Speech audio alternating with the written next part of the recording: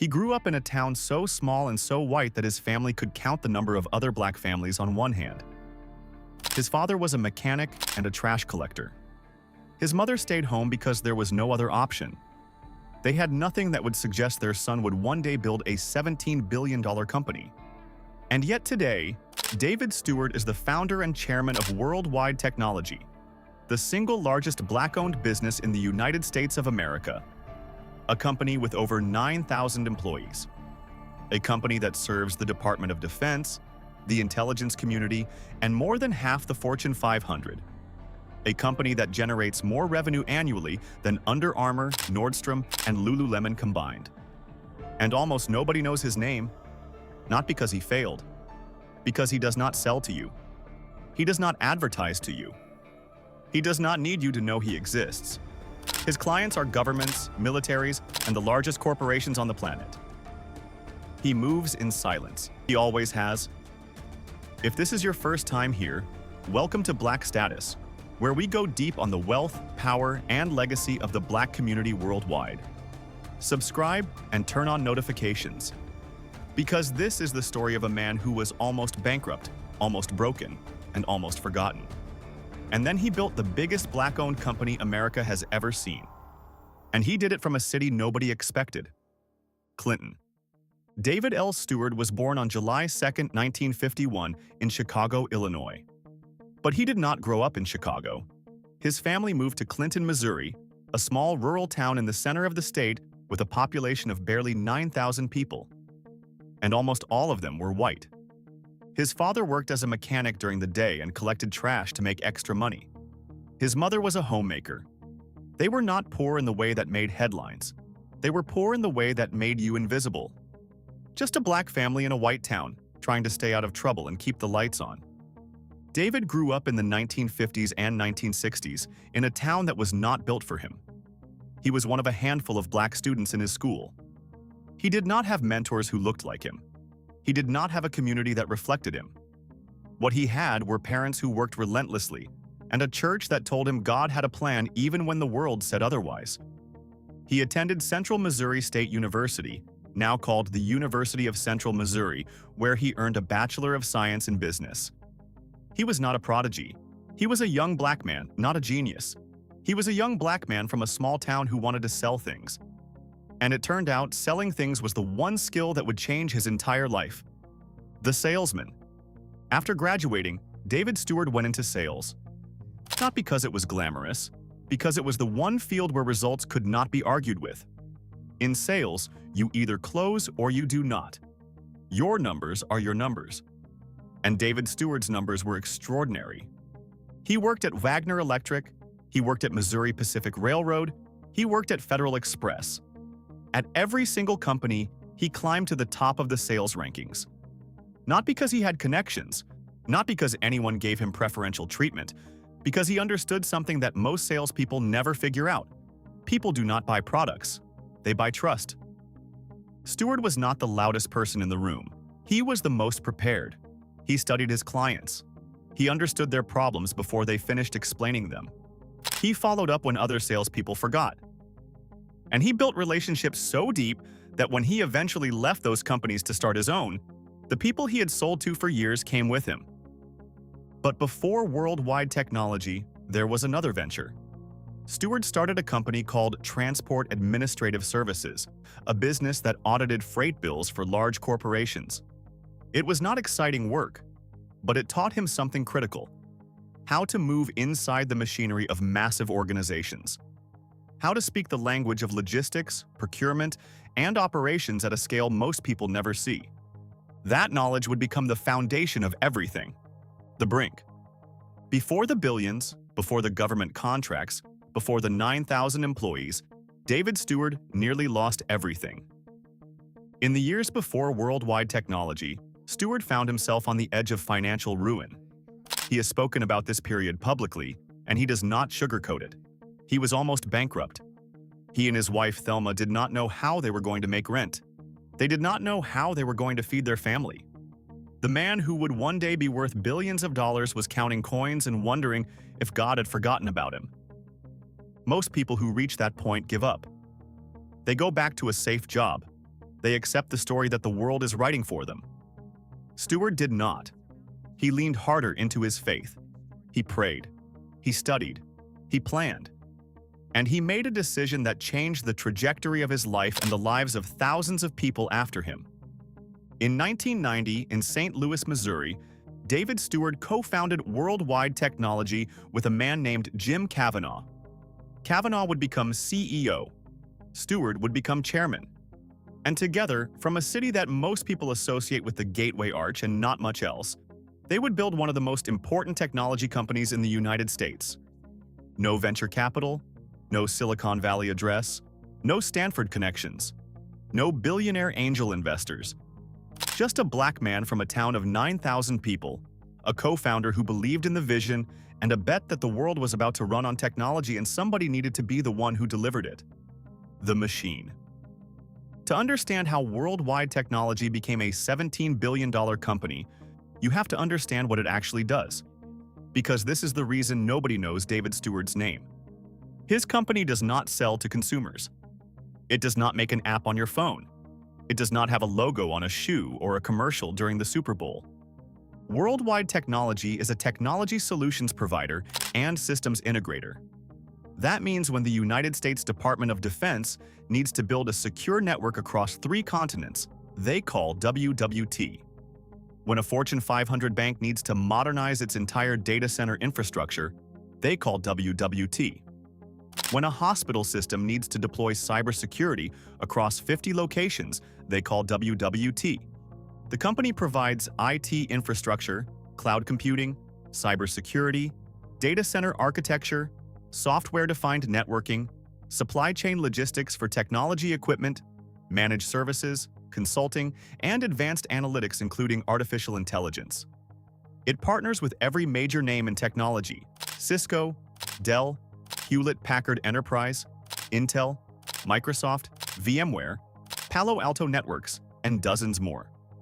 WWT is one of the largest channel partners for several of those vendors, meaning it is the company that takes their products and makes them work together inside the most complex organizations on Earth. But here is what separates WWT from every other technology reseller in the country: the Advanced Technology Center. The ATC is a massive state-of-the-art laboratory, both physical and virtual, where WWT's clients can test multi-vendor technology solutions in a realistic environment before they spend a single dollar deploying them. Imagine walking into a building where you can simulate your entire IT infrastructure, run experiments, break things, rebuild them, and walk out knowing exactly what works and what does not. No guessing, no risk, no wasted money. That is the ATC, and it is the reason that once a client starts working with WWT, they almost never leave. David Steward did not just build a company that sells technology. He built a company that removes the fear of buying technology. And in the enterprise world, where a single wrong decision can cost hundreds of millions of dollars, that is worth everything. The numbers. Worldwide Technology's growth is not a hockey stick chart from a Silicon Valley pitch deck. It is a freight train that has been accelerating for 35 years and shows no sign of slowing down. The company crossed $1 billion in annual revenue in the early 2000s. By 2015, it was generating between $8 and $10 billion. In 2019, annual revenue hit approximately $13.4 billion. And by 2022, the number crossed $17 billion in annual revenue. Let those numbers sit for a moment. $17 billion. Not valuation. Not projected revenue. Not a number inflated by Wall Street speculation. Actual revenue. Money that came in the door because clients paid for services rendered. In a private company. With no public stock. No IPO, no SPAC. Just revenue earned by delivering results. To put that in context, WWT generates more annual revenue than Dropbox, Etsy, and Zillow combined. It generates more than Under Armour, more than Nordstrom, more than Lululemon. And the majority of people reading business news every morning have never once seen the name Worldwide Technology in a headline. The company now employs over 9,000 people. It operates from its headquarters campus in Maryland Heights, a suburb of St. Louis, with offices and operations across the United States and internationally. It has appeared on the Fortune list of largest private companies in America for years, and it has been ranked #1 on the Black Enterprise BE 100 list of the largest Black-owned businesses in America so many times that the ranking almost feels like a formality. And the man who built it? His estimated net worth sits between $3.7 and $6 billion, depending on how you value his stake in a private company with no public market price. He has appeared on the Forbes 400 list of the wealthiest Americans. He is consistently one of the 5 wealthiest Black people in the United States. And most people have never heard his name: the invisible billionaire. There is a reason David Steward is invisible, and it is not an accident. It is a combination of 5 forces that conspire to keep him out of the spotlight. First, WWT is a business-to-business company. It does not sell anything to consumers. You will never see a WWT product in your home, on your wrist, or in your pocket. The company operates entirely behind the scenes, inside server rooms and data centers, and classified government networks. If you are not a chief information officer or a defense procurement officer, you have no reason to know WWT exists. Second, WWT is privately held. There is no stock ticker, no quarterly earnings calls, no Wall Street analysts publishing reports, no CNBC segments about earnings beats or misses. The entire financial media ecosystem that creates celebrity CEOs does not apply to David Steward because his company is not on the stock market. Third, Steward is personally humble and intentionally low-key. He does not chase headlines. He does not post on social media for attention. He does not make controversial statements to stay in the news cycle. He runs his company, he goes to church, and he gives money away quietly. Fourth, geography. WWT is headquartered in St. Louis, Missouri. Not San Francisco, not New York, not Austin. The media covers the coasts. It covers Silicon Valley. It does not send reporters to suburban St. Louis to profile a technology logistics company, no matter how large it is. And fifth, let us be honest, the media has a long and well-documented history of overlooking Black business success. The stories that get told are about athletes and entertainers. The stories that do not get told are about the Black man from rural Missouri who quietly built a company larger than most of the tech brands you see every day. David Steward did not become invisible by accident. The system was designed to overlook people exactly like him, and he succeeded anyway. The faith. You cannot tell David Steward's story without talking about his faith. It is not a footnote in his biography. It is the spine. In 2004, Steward published a book called Doing Business by the Good Book, 52 Lessons on Success Straight from the Bible. In it, he lays out the principles that guided him from near bankruptcy to billions. Integrity, servant leadership, treating every person with dignity regardless of their title, giving generously even when you have very little, trusting in a plan larger than your own. These are not motivational poster slogans for Steward. They are operational directives. WWT's company culture is built on trust, transparency, and respect, values that come directly from Steward's personal faith.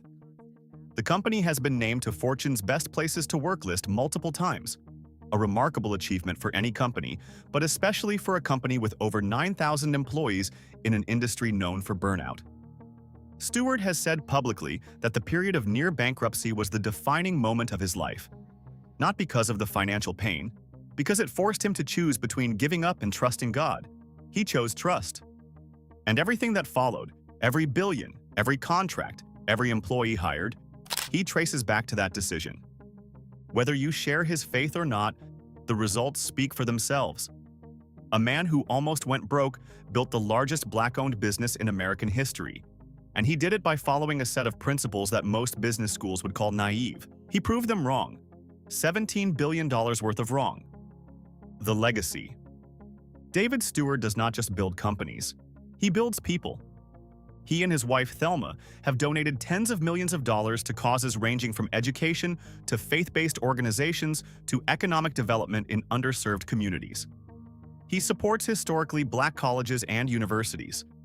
He funds STEM education programs aimed at young people who look like the kid he used to be, a black child in a place where nobody expected him to succeed. WWT itself is one of the most important employers in the St. Louis metropolitan area. Over 9,000 jobs, thousands of careers launched, an entire ecosystem of suppliers, partners, and small businesses that exist because WWT chose to stay in St. Louis instead of chasing a coastal zip code. Steward was inducted into the Horatio Alger Association of Distinguished Americans, an honor given to leaders who have overcome significant adversity to achieve success.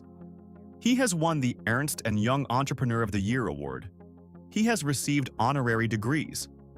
But the recognition that matters most to him, by his own account, is seeing the people he has mentored go on to build their own success.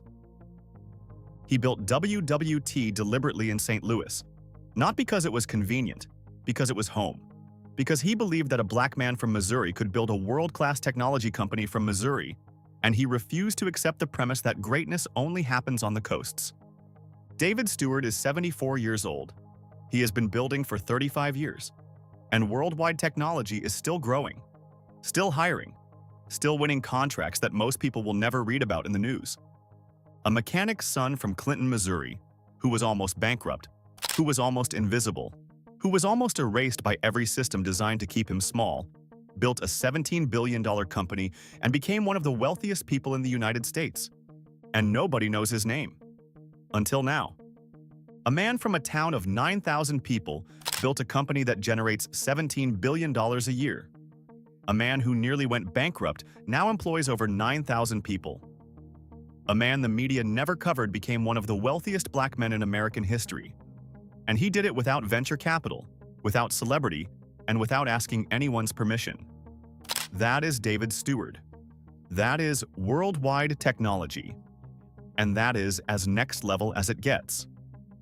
If this video moved you, subscribe to Black Status and turn on notifications. We go deep on stories like this every single week. Drop a comment and tell us, had you ever heard of David Steward before today? And share this with someone who needs to hear it. Black Status. We are just getting started.